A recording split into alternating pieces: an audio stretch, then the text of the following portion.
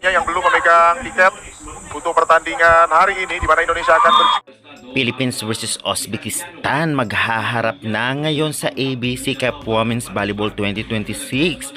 Pag-uusapan natin ang magiging laban nila, kaya syempre tutukan nyo ang ating video dahil may mga pasabog at syempre ibibigay natin ang schedule ng game.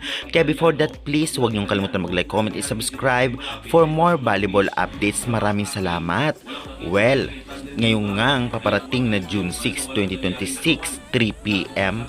maghaharap muli ang Alas versus Uzbekistan na nagharap na dati noong 2023 na last nilang paghaharap. At syempre noon ay nanalo nga ang Alas Pilipinas 2 beses noong Hunyo at Setyembre sa magkaibang laro.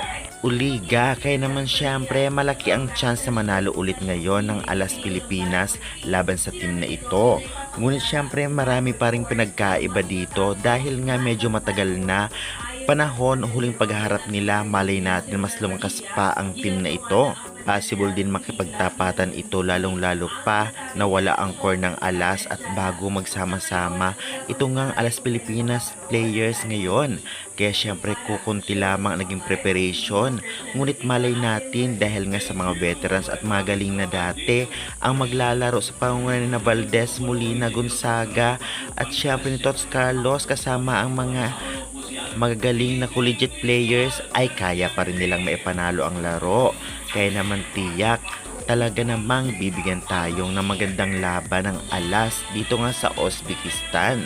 Kailangan makaunang panalo dito ang Alas para naman malaki ang confidence na may pagpatuloy ito hanggang matapos ang preliminary dahil malalakas ang kanilang makakaharap sa mga susunod na laban.